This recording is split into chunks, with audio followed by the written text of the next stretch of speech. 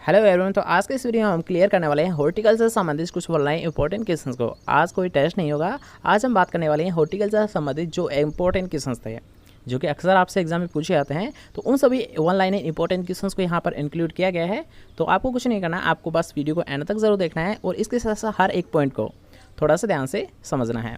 ठीक है, चलो आज वीडियो स्टार्ट करते हैं। इससे पहले अगर चैनल को अभी तक सब्सक्राइब नहीं किया है तो चैनल को सब्सक्राइब भी कर लेना और पास के बेल आइकन जरूर दबाते हैं, जिससे जब भी हमारे कोई वीडियो अपलोड की जाए तो वो सबसे पहले आपको प्राप्त हो। ठीक है, चलो आज की वीडियो स्टार्ट करते हैं। आज कुछ नया सीख लेते हैं।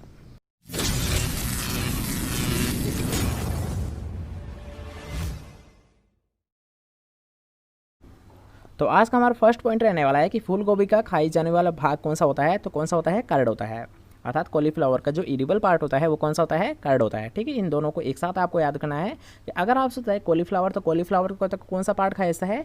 कर्ड को खाया है। और अगर बात कीजिए केबेज अर्थात पत्ता गोभी, तो यहाँ केबेज का जो एडिबल पार्ट होता है अर्थात खाई जाने वाला जो भाग होता है उसे किस नाम से जाना जाता है? हेड के नाम से जाना जाता है। ठीक है, थोड़ा बहुत अंतर है। अगर आपसे पूछता है कॉलीफ्लावर, तो कॉलीफ्लावर का जो एडिबल पार्ट होता है वो कौन सा होता है? कर्ड होता है। लेकिन अगर बात की जाए केबेज अर्थात पत्ता गोभी का, तो पत्ता गोभी का जो एडिबल पार्ट होता है वो कौन सा होता है? हेड होता है। अब इसे आप कैसे याद रख सकते हो? तो इसे ऐसे भी याद रख सकते हो कि अगर मान लीजिए फूल गोभी का पूछ रहे हैं, ठीक है, इन दोनों में आप कन्फ्यूजन नहीं हो, इसलिए एक शॉर्ट ट्रिक भी मान सकते हो या फिर टिप्स भी मान सकते हो कि अगर आपसे पूछता है फूल गोभी के बारे में, ठीक है, अगर आपसे पूछता है फूल गोभी के बारे में, तो फूल को खाते हैं। फूल गोभी में क्या है? फूल है। तो इस फूल को जब भी खाते हैं, आप कैसे याद रखोगे इसे कि फूल को हम जब भी खाते हैं तो उससे क्या आवाज़ आती है? कर्ड कर्ड की आवाज़ आती है। कैसी आवाज़ आती है? कर्ड कर्ड की आवाज़ आती है।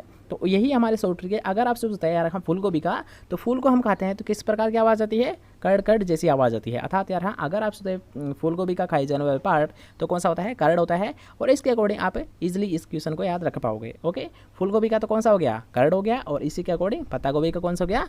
हेड हो गया। ठीक है, इन दोनों में कन्फ्यूजन नहीं हो, इसलिए ये शॉर्ट आपको याद रखना है कि फूल गोभी के यात्रा फूल को खाते हैं जब कर्ड कर्ड की आवाज़ आती है। ठीक है, नेक्स्ट क्वेश्चन की ओर बढ़ते हैं।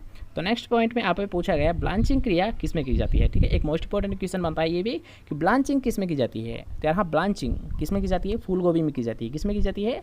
फूल गोभी में की जाती है। ठीक है, नेक्स्ट क्वेश्चन की ओर बढ़ते हैं। तो नेक्स्ट पॉइंट में आपसे पूछा है सर्वाधिक लवणता सहनशील फलदार पौधा कौन सा होता है। तो यार हाँ, ये क्वेश्चन आपसे कई बार पूछा गया है, तो आपको डायरेक्ट याद रखना है कि अगर आपसे सर्वाधिक लवणता सहनशील फलदार पौधा कौन सा होता है, तो कौन सा होता है? खजूर होता है। कौन सा होता है? खजूर होता है। अब बात करते हैं यार भ्रूण का बिना निषेचन के विकास होना। ठीक है, यहाँ पर आपको पॉइंट को ध्यान रखना है। अगर आपसे पूछता है भ्रूण के बारे में, अगर आपसे पूछा जाता है भ्रूण का बिना निषेचन के विकास होना क्या कहलाता है, तो इसे बोला जाता है एपोमिक्सिस। ठीक है, एक पॉइंट को ध्यान रखना है। अगर आपसे भ्रूण के बारे में, तो भ्रूण का बिना निषेचन के विकास होना क्या कहलाता है? एपोमिक्सिस कहलाता है। लेकिन अगर आपसे यहाँ पर ये क्वेश्चन पूछा था कि मान लीजिए कोई फल है, ठीक है, तो फल का विकास अगर बिना निषेचन के होता है तो उसे बोला जाता है पार्थेनोकार्पी। ठीक है, अगर फल का विकास हो रहा है तो उसे तो बोला जाता है पार्थेनोकार्पी। लेकिन अगर आपसे पूछता है भ्रूण का विकास, तो भ्रूण का विकास होता है बिना निषेचन के। इसके किस नाम से जाना है? इसे बोला जाता है एपोमिक्सिस के नाम से। किस नाम से जाना है?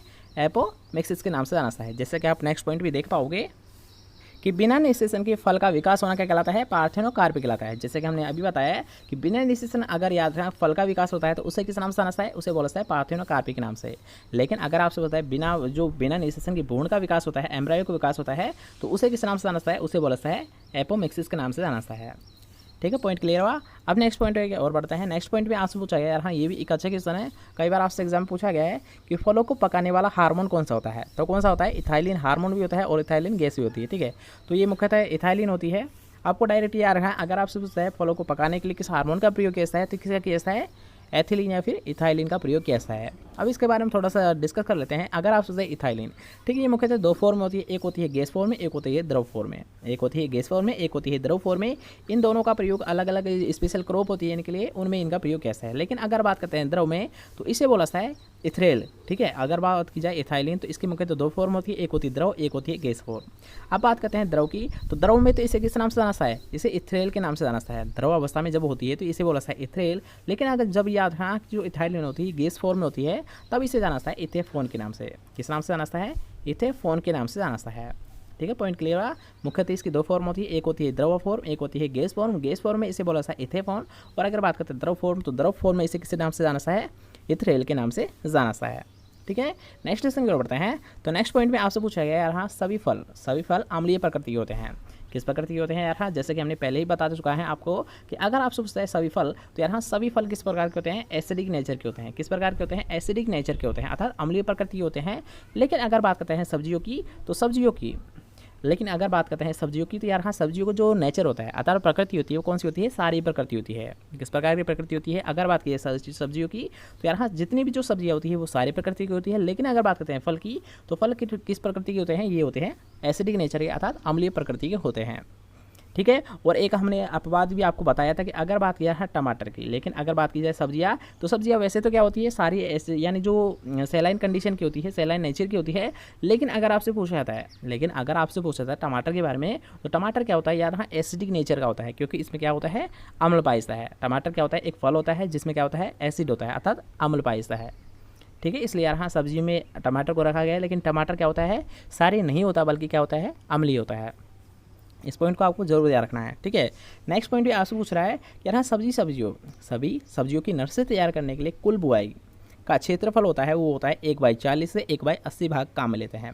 अर्थात यार हाँ जितनी भी जो मान लीजिए 1 हेक्टर में ले रहे हो आप, ठीक है, 1 हेक्टर में आप फसल को ग्रो कर रहे हो, तो उसका कितना % हिस्सा यार हाँ 1/40 से 1/80 भाग केवल नर्सरी तैयार करने के लिए काम में लिया जाता है। ठीक है, यहाँ पर आपसे यही पूछा गया है कि जो नर्सरी होता है, तो इसमें कितना % भाग लिया जाता है, उसके यूज़ किया जाता है एरिया का, तो कितना लिया जाता है, 1/40 का 1/80 भाग। ठीक है। नेक्स्ट पॉइंट की ओर बढ़ते हैं। तो नेक्स्ट पॉइंट में आपको बताया गया है 1 हेक्टर सब्जी बुआई हेतु 125 से 250 वर्ग मीटर क्षेत्र की जरूरत नर्सरी बनाने के लिए होती है। जैसे कि हमने अभी डिस्कस किया था पिछले पॉइंट में कि 1/40 से 1/80 भाग लेते हैं। तो इसके अकॉर्डिंग क्या हुआ कि जितने भी मान लीजिए कोई सब्जी है, तो कोई सब्जी को 1 हेक्टर में आपको ग्रो करनी है, तो उसके लिए यहाँ नर्सरी की रिक्वायरमेंट होती है, अर्थात नर्सरी का जो एरिया रिक्वायरमेंट होता है वो कितना होता है, 125 से 250 वर्ग मीटर होता है। कितना होता है, 125 से 250 वर्ग मीटर होता है। ठीक है, पॉइंट क्लियर हुआ। नेक्स्ट पॉइंट की हम बात करते हैं कि जबकि प्याज की 1 हेक्टर प्याज के लिए यहाँ पर आपको स्पेशल क्रॉप के बारे में दे रखा है। ठीक है, स्पेशल क्रॉप के बारे में दे रखा है, जबकि प्याज की 1 हेक्टर बुआई करने के लिए, फसल बुआई के लिए 500 वर्ग मीटर क्षेत्र की नर्सरी आवश्यक होती है। ठीक है। लेकिन अगर बात करते हैं यार हम प्याज के अलावा जितने भी जो क्रॉप्स होती है उनके लिए कितनी होती है, 125 से 250 होती है। लेकिन अगर बात करते हैं प्याज की, तो यार प्याज में कितनी होती है, ये जो नर्सरी के लिए जो एरिया रिक्वायरमेंट होती है कितनी होती है, 500 वर्ग मीटर होती है। ठीक है, सभी मोस्ट इंपॉर्टेंट है, हर एक पॉइंट को थोड़ा सा ध्यान से समझना है। ओके, नेक्स्ट क्वेश्चन की ओर बढ़ते हैं। तो नेक्स्ट क्वेश्चन आपसे पूछा गया है कि सब्जियों की नर्सरी सामान्य 4 से 5 सप्ताह में तैयार हो जाती है। अर्थात यार हाँ ये क्वेश्चन भी आपसे पूछा आता है कि मान लीजिए कोई सी भी आप नर्सरी तैयार कर रहे हो तो कितना समय लग जाता है। मान लीजिए आप कोई सी भी सब्जी है, जैसे कि टमाटर की भी की जाती है, चिली की भी नर्सरी तैयार कर ली जाती है कभी कभी, तो इनके बारे में पूछा आता है। तो मान लीजिए कोई सी भी नर्सरी हम तैयार कर रहे हैं, तो उसमें कितना टाइम लग जाता है, तो उसमें मुख्यतः यार हाँ कितना टाइम लग जाता है, 4 से 5 सप्ताह का टाइम लग जाता है नर्सरी को, अर्थात जो प्लांट है उसको वहाँ पर ग्रो कर रहे हैं, तो उसको फील्ड में ट्रांसफ़र करने के लिए कितना टाइम लग जाता है, उसे लग सकता है 4 से 5 सप्ताह है। ठीक है।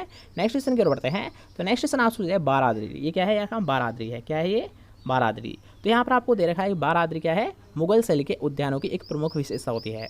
ये क्वेश्चन आपसे पूछा भी गया है कि यार हाँ अगर आपसे पूछता है मुगल शैली का जो एक मेन कैरेक्टर होता है, मुगल शैली होते हैं, अर्थात मुगल स्टाइल में जितने भी जो उद्यान लगाए होते हैं, तो उनकी मुख्य विशेषता क्या होती है, तो कौन सी होती है, उसकी मुख्य विशेषता ये होती है बारादरी। क्या होती है, बारादरी होती है। ठीक है, नेक्स्ट पॉइंट की ओर बढ़ते हैं। तो नेक्स्ट पॉइंट में आपको पूछा गया साबूदाना कसाव और टोपिया की जड़ों से बनाया जाता है। अर्थात यहाँ जो साबूदाना होता है तो इसे किससे प्राप्त किया जाता है, कसाव और टोपिया की जड़ों से बनाया जाता है। अर्थात किससे प्राप्त किया जाता है, अगर बात की जाए साबूदाना, तो कसाव और टोपिया की जड़ों से प्राप्त किया जाता है। ठीक है, पॉइंट क्लियर हुआ। नेक्स्ट क्वेश्चन को बढ़ते हैं। यार एक मोस्ट इंपॉर्टेंट क्वेश्चन बनता है, ठीक है, वेरी वेरी इंपॉर्टेंट क्वेश्चन बनता है केसर। तो केसर को कहाँ से प्राप्त किया जाता है, तो यार केसर को मादा पुंकेसर स्टाइल और स्टिग्मा से प्राप्त किया जाता है। कहाँ से प्राप्त किया जाता है, अगर आपसे पूछता है केसर या फिर सेफ्रॉन, तो केसर को कहाँ पर प्राप्त किया जाता है, यार मादा पुंकेसर से, मादा पुंकेसर के स्टाइल और स्टिग्मा से प्राप्त किया जाता है। इसको जरूर यार हाँ स्टाइल और स्टिग्मा से प्राप्त किया जाता है। कहाँ से प्राप्त किया जाता है, केसर को स्टाइल और स्टिग्मा से प्राप्त किया जाता है। ठीक है, नेक्स्ट क्वेश्चन की ओर बढ़ते हैं। तो नेक्स्ट क्वेश्चन आपसे पूछा गया है कि रंगहीन फलों के लिए, हमने इस क्वेश्चन को हमने कई बार क्लियर किया है कि अगर आपसे पूछता है रंगीन फल के लिए, तो रंगीन फल के परिरक्षण हेतु पोटेशियम मेटाबाइसल्फेट का प्रयोग किया जाता है। किसका प्रयोग किया जाता है, पोटेशियम मेटाबाइसल्फाइड का प्रयोग किया जाता है। लेकिन अगर बात करें रंगीन फलों के लिए, तो रंगीन फलों के लिए किसका प्रयोग किया जाता है, सोडियम बेंजोएट का प्रयोग कैसा है। ठीक है, यहाँ पर आपको दे रखे हैं कलरलेस फ्रूट के बारे में। तो कलरलेस जितने भी जो फ्रूट होते हैं उनकी जो परिरक्षण कैसा है, उनका जो प्रिजर्वेशन कैसा है, ये कैसा है, पोटेशियम मेटाबाइसल्फेट के द्वारा। लेकिन अगर बात की जाए कलर्ड फ्रूट के लिए अर्थात रंगीन फलों के लिए, तो रंगीन फलों का जो परिरक्षण कैसा है अर्थात प्रिजर्वेशन कैसा है, ये कैसा है, सोडियम बेंजोएट के द्वारा। ठीक है, क्वेश्चन क्लियर हो। नेक्स्ट क्वेश्चन की ओर बढ़ते हैं। तो नेक्स्ट क्वेश्चन आपसे बताइए, बिना ऋतु के सब्जी उत्पादन को किस नाम से जाना है? बिना ऋतु के फसल उत्पादन को किस नाम से जाना है? तो उसे बोला जाता है वेजिटेबल फोर्सिंग, अर्थात यहाँ बिना ऋतु के सब्जी उत्पादन क्या कहलाता है? वेजिटेबल फोर्सिंग कहलाता है। ठीक है, नेक्स्ट पॉइंट की ओर बढ़ते हैं। तो नेक्स्ट पॉइंट में आपको बताया गया है कि आम की अल्फांसो किस्म मुख्यतः महाराष्ट्र में उगाई जाती है। ठीक है, अगर आपसे पूछ लिया जाता है कि अल्फांसो किस्म को कहाँ पर ग्रो किया जाता है, तो इसे सबसे ज़्यादा ग्रो किया जाता है महाराष्ट्र में। ठीक है, नेक्स्ट पॉइंट की ओर बढ़ते हैं। तो नेक्स्ट पॉइंट आपसे बताया गया है कि बेर की उमरान किस्म क्या होती है? लेट वेराइटी होती है, अर्थात यहाँ लेट सोविंग के लिए सबसे बेस्ट होती है। अगर आपसे पूछ लिया जाता है कि उमरान कौन सी वेराइटी होती है, यहाँ लेट सोविंग वेराइटी होता है, इसलिए यहाँ लेट सोविंग की जाती है। सबसे ससेप्टेबल कौन सी होती है? ये पछेती किस्म होती है, पछेती वेराइटी होती है। ठीक है, नेक्स्ट क्वेश्चन की ओर बढ़ते हैं।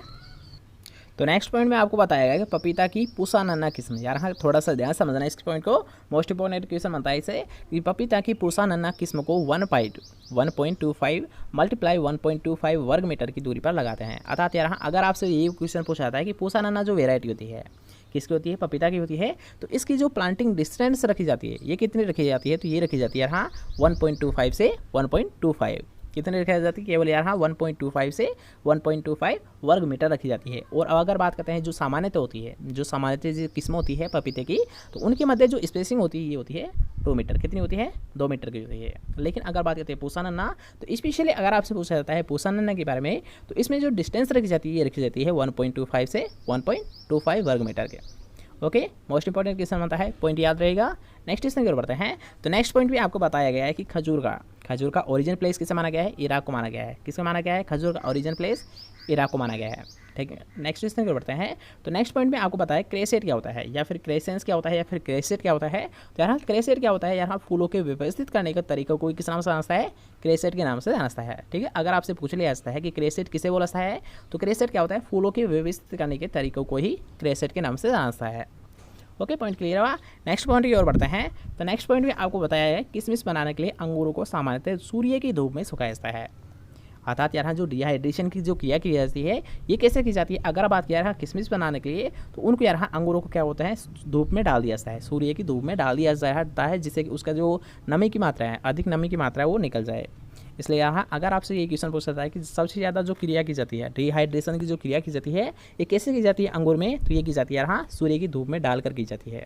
जैसे कि आर्टिफिशियल कर सकते हैं, लेकिन अगर बात करते हैं ज़्यादातर अर्थात कॉमनली जो सामान्यतः की जाती है ये की जाती है सूर्य की धूप के द्वारा। ठीक है, पॉइंट याद रखें। नेक्स्ट क्वेश्चन को बढ़ते हैं। नेक्स्ट पॉइंट में आपको बताया गया सूक्ष्म जीवों की उपस्थित रही अवस्था को किस नाम से जाना है? एसेप्सिस का नाम से जाना है। या फिर आपसे ये से भी क्वेश्चन पूछा जाता है कि एसेप्सिस क्या होता है? तो यहाँ सूक्ष्म जीव रहित अवस्था को किस नाम से नाचता है? एसेप्सिस के नाम से नाचता है। ठीक है, हर एक पॉइंट आपसे क्वेश्चन पूछे गए हैं एग्जाम में, इसलिए यहाँ पर सभी पॉइंट को लिया गया है। अगर आपसे पूछा जाता है एसेप्सिस, तो एसेप्सिस क्या होता है? सूक्ष्म जीव की उपस्थित रहित करना क्या कहलाता है? एसेप्सिस कहलाता है। ठीक है, अब नेक्स्ट क्वेश्चन को बढ़ते हैं। तो नेक्स्ट पॉइंट में आपको बताया गया कि भारत का एकमात्र उद्यानिकी एवं वानिकी विश्वविद्यालय कहाँ पर स्थित है? तो ये स्थित है सोलन, हिमाचल प्रदेश में। कहाँ पर स्थित है? अगर आपसे पूछते हैं भारत का एकमात्र उद्यानिकी एवं वानिकी विश्वविद्यालय कहाँ पर स्थित है, तो ये स्थित है सोलन, हिमाचल प्रदेश में। अब बात करते हैं नेक्स्ट पॉइंट की। लेकिन अगर आपसे पूछते हैं राजस्थान का एकमात्र उद्यानिकी एवं वानिकी महाविद्यालय कौन सा है? आप बता कहाँ पर स्थित है? तो ये कहाँ पर स्थित है? झालावाड़ में स्थित है। लेकिन अगर आपसे पूछता है भारत, तो भारत का तो कहाँ पर स्थित है? सोलन, हिमाचल प्रदेश में स्थित है। और अगर बात की जाए राजस्थान की, तो राजस्थान का उद्यानिकी एवं वानिकी महाविद्यालय कहाँ पर स्थित है? झालावाड़ में स्थित है। ठीक है, दोनों पॉइंट याद रहेंगे। अगर बात की भारत, तो भारत का कहाँ? सोलन, हिमाचल प्रदेश में। और अगर बात की राजस्थान का, तो राजस्थान का कहाँ होता है? झालावाड़ में स्थित होता है। ठीक है, नेक्स्ट क्वेश्चन की ओर बढ़ते हैं। तो नेक्स्ट पॉइंट में आपको बताया गया राजस्थान में उद्यान निदेशालय की स्थापना कब हुई थी? तो इसकी स्थापना की गई थी 1989 में। कब की गई थी यार? अगर आपसे पूछता है राजस्थान में उद्यान निदेशालय की स्थापना, तो ये की गई थी 1989 में। नेक्स्ट क्वेश्चन की ओर बढ़ते हैं, जो कि यहाँ एक मोस्ट इंपॉर्टेंट क्वेश्चन बनता है इसे भी, कि राष्ट्रीय उद्यानिकी का नया नाम क्या है? तो क्या होता है यहाँ? इसका होता है mission for integrated development of horticulture होता है। अगर आपसे पूछता है राष्ट्रीय उद्यानिकी का नया नाम, तो क्या होता है? Mission for integrated development horticulture होता है। क्या होता है? डेवलपमेंट ऑफ हॉर्टिकल्चर होता है। और इसको नाम जो चेंज किया गया था ये किया गया था 2014 में।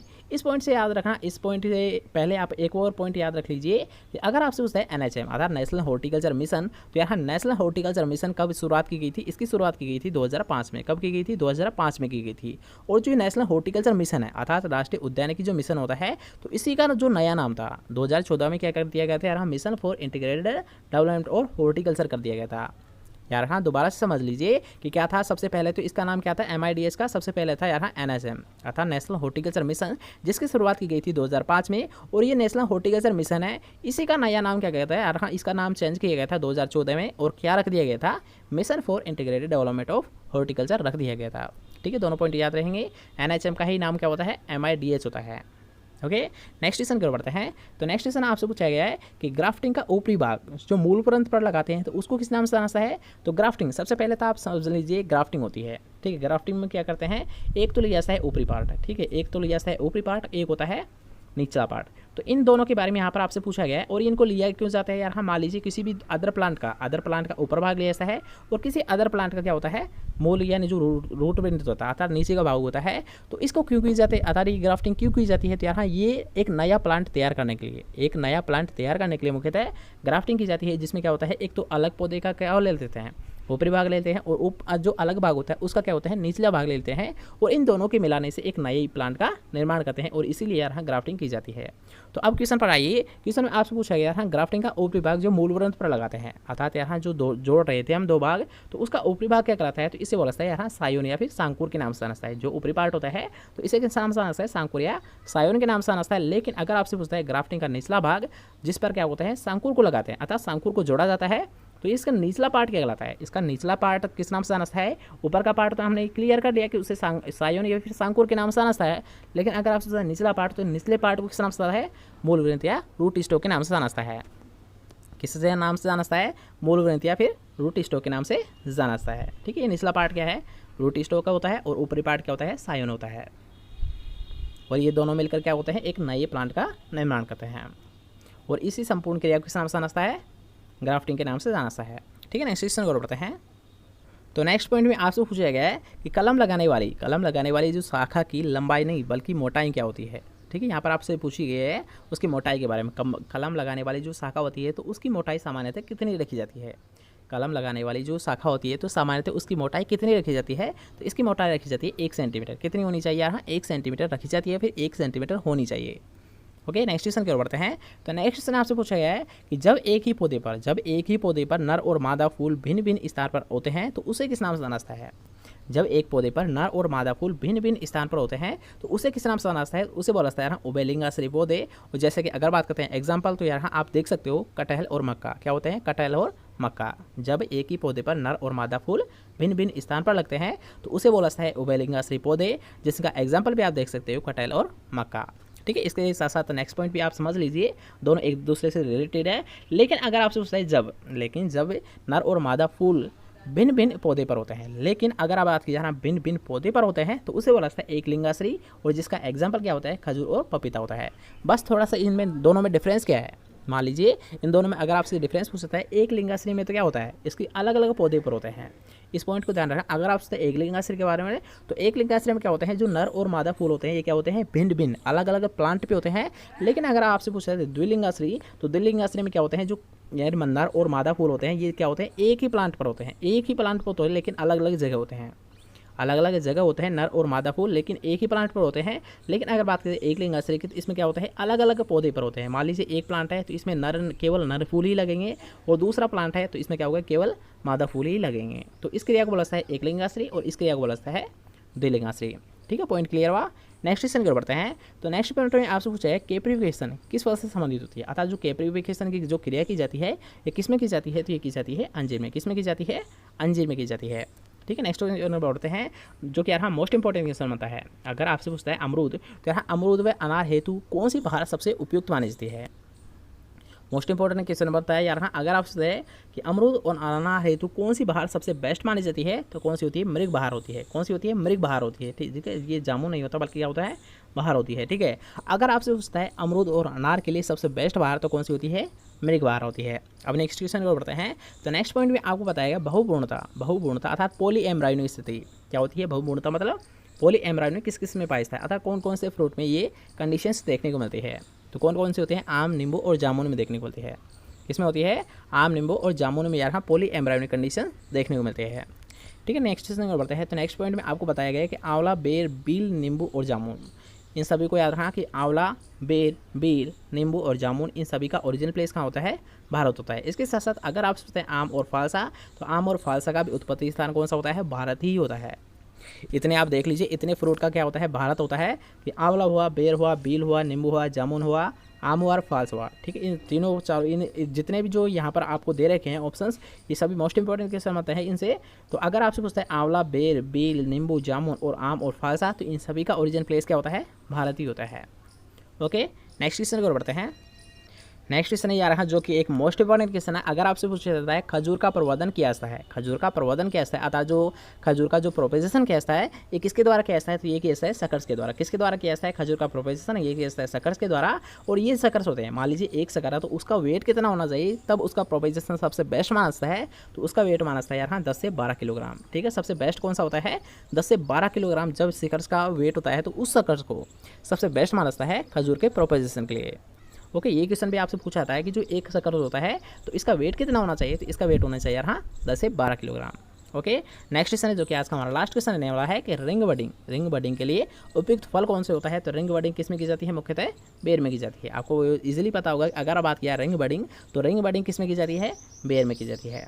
ओके, तो आज का बस कैसा लगा आज का वीडियो कमेंट करके जरूर बताइए। अगर आपको वीडियो पसंद आई है तो वीडियो कर दीजिए एक लाइक, वीडियो कर दीजिए अपने दोस्तों के साथ शेयर, और चैनल को अभी तक सब्सक्राइब नहीं किया है चैनल को लीजिए सब्सक्राइब। मिलता है नेक्स्ट इंपॉर्टेंट टॉपिक से, जब तक ले जय Hind, bye bye, take care.